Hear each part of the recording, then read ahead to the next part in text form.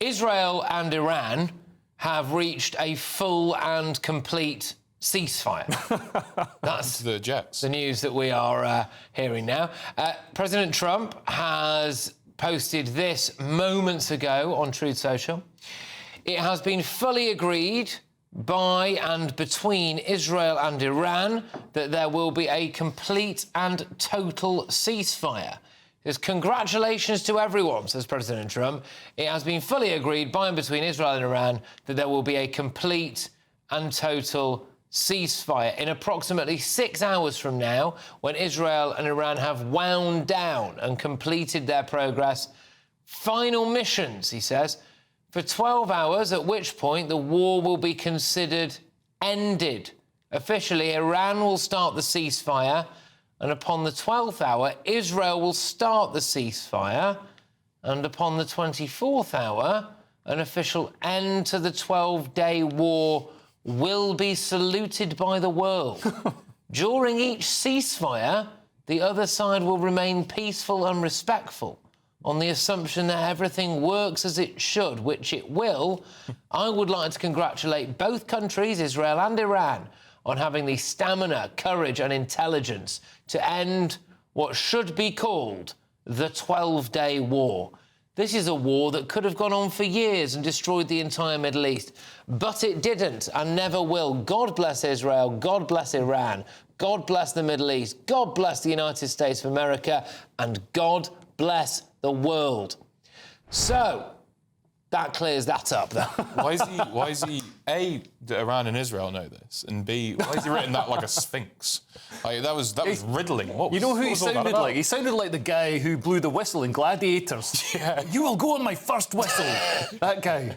Yeah, I don't know. Sorry, we should just say this is literally just coming through to us now, so we are all hearing and seeing this for the first time, as indeed you are. It's the big breaking news. It's on the front page of most of the newspapers, the Iran conflict. So this is the development in it. A total ceasefire. Christo, do you buy it? I mean, what's going to happen first in the next 6 hours? It's going to be in 6 hours' time. So, you know, if you were Iran, you'd be like, right, let's throw out that nuke now. You know, because in 6 hours there might not be an Israel left, or vice versa.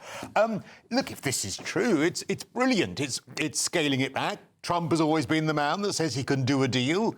You know, he sat down with Kim Jong-un, he sat down with everyone else. So if he has managed to pull this off, then great, because no one wants a full-scale Middle East war, least of all Keir Starmer, because he's... Well, hang on, you are the only one that wants that, then maybe. Least of all Keir Starmer, because he will have got away with actually not having to give an opinion on the entire thing before it's all over. And so he's unclenched as we speak. Yeah, I don't think Iran had any choice in this. It wasn't really, you know, it's not like they sort of fought them to a standstill. It's like they just wanted to say, please stop bombing us. Like, Israel and America had total air superiority over Iran. They could fly. The B-2s flew from America all the way across the ocean, refueled and bombed. They didn't take off from Qatar or anything. They went all the way there. Huge, long mission. But you want a Middle East war? I think it keeps the news interesting. All right, so that's the reason. Just say the Ayatollah's tweeted. Ayatollah's been on. He tweeted, he says, those who know the Iranian people and their history know that the Iranian nation isn't a nation that surrenders. So... I suppose they haven't surrendered. That was an hour ago, so... Yeah, maybe they have in a way. I don't know. I mean, so it's not technically a surrender. Just to reiterate, that big breaking news is that President Trump has announced that Israel and Iran will begin a ceasefire. That ceasefire will begin in about 6 hours' time. The Sun's front page, they've gone for something different. It's non-Middle Eastern related, in a way. They say, taking us for a ride. And what this is that they have got an exposé that shows that people are coming across the English Channel, and within hours of them getting here illegally, they are working for Deliveroo and Just Eat and making £1,000 a week whilst operating from asylum hotels. And it's that story that we are going to lead with this evening. So let's get the thoughts of my panel. We've got GB's contributor and comedian Leo Kurz, journalist and broadcaster Christo Fu, fast political commentator Andy Twelve. Chaps, thank you very much. Tremendous to have you on the show. Leo, I'll start with you. This Sun front page, taking us for a ride. Some more of the detail here. You know, migrants in hotels banned from working in any circumstances, but apparently just not in reality. Yeah, I mean, why do you think they're coming here? It's ridiculous. We could end the small boats tomorrow if we just stopped bribing people to come here with free accommodation and cushy jobs. Well, I don't know how cushy it is delivering a pizza in Aberdeen during winter, but, you know, they're working for like £1,000 a week. That's way more than you get, you know, anywhere that they're coming from. And it's got to be the easiest police sting in the world to do. You can literally do it by phoning up and ordering a curry. You know what I mean? Then they'd literally turn up to the police station. I've noticed so many times when I order, I'm going to stop doing it, by the way, because I feel like I'm feeding the whole system. But when I order a curry or a pizza or something like that, it comes up on Deliveroo or Just Eat as a woman.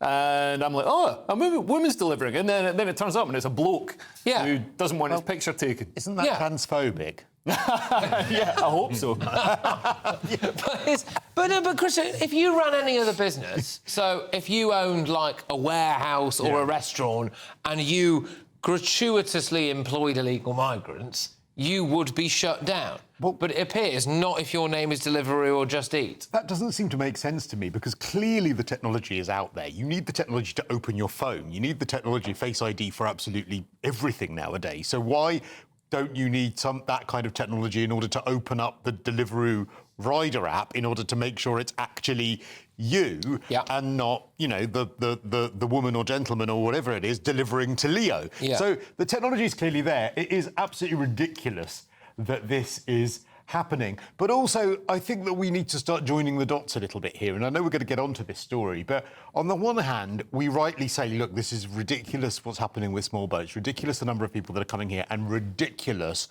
that they are coming here and working and we can't track them and all of these sorts of things. Yet, meanwhile, let's bomb the hell out of Iran and wonder why we end up with all sorts of people coming here. So we do need to think beyond... Apparently the immigration NGOs are worried that if Iranian refugees do come to the UK, then it'll make the UK whiter. I mean, there we go. Very good. There we go. So, look, the Sun have got... Are we still on air? Sorry, I just very much I just wanted to check. This will be nothing compared to what happened with Lewis Schaefer last week. I mean, I'll be honest with you, I'm really chilled out about this. So, Andy, so we found, with the Sun go, we found Deliveroo and Just Eat accounts for rent on dozens of online forums for as little as £40 a week. Migrants exploit a loophole, allowing legitimate account holders to sublet work, even though signing up for an account is free. An undercover Sun reporter posed as a small boat migrant from Afghanistan and was offered an account 10 minutes after signing up. Yeah, I think, you know, we can't just focus on the migrants and the small boat refugees or whomever who are taking these jobs. We've got to think about the company here as well. I mean, you know, let's not pretend this is the only issue that these large delivery companies have.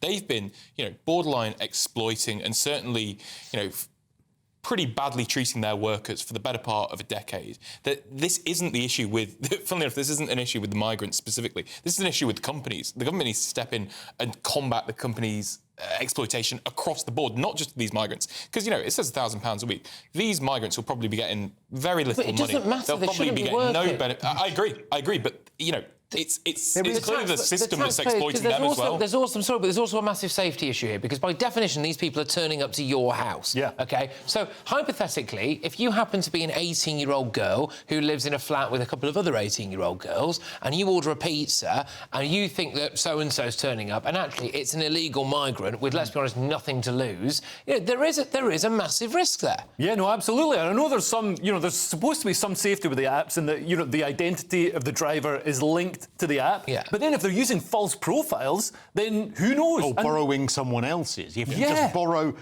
someone else's. And you're quite right. And you make a fair point. It is the responsibility of Deliveroo, but also it is the responsibility of people who come to a country where they are seeking asylum, if they are genuine, to abide by the rules of that country. And if you're told, sorry, you can't work whilst we process you, well, you have to respect that. That's not unreasonable when you go to someone's country. I agree. And, I'm not saying that these migrants or whomever it is, I haven't read the full story. I'm sure it will be available in tomorrow's The Sun. But I think, you know, they are not in the right. They are not clear of any blame. I think they are in the wrong and they should be blamed. But I think you also have to take into account the liability that the company has and the way that they have acted, which has been inappropriate, not just with migrant workers, but with British workers. I honestly think, seriously, that a lot of people in Britain would be willing to forego having a Thai takeaway delivered to their front room at 2 a.m. in the morning within 15 minutes if it meant that those companies stopped employing illegal immigrants. Yeah. I really do. I know it's really convenient and it would be really annoying if Deliveroo and Just Eat didn't exist. It would be really annoying. But I also don't want a boatload of illegal immigrants. It would be annoying to me as a driver that they wouldn't exist, for someone who actually drives a car, because now I know why so many of them have a death wish going through red lights, because they've done a perilous journey on a dinghy. So that probably seems nothing to them going through a red light at 30 miles an hour on an electric bike. These are jobs that used to be done by young people. We had teenagers doing the jobs like delivering pizzas, delivering things to people's houses. And now teenagers are told, no, you've got to go to some former polytechnic and get a degree in gender studies. We need to get people out of these Mickey Mouse degrees and working in the real world. And if they can make £1,000 a week, that's not getting ripped off. That's a lot more than I made.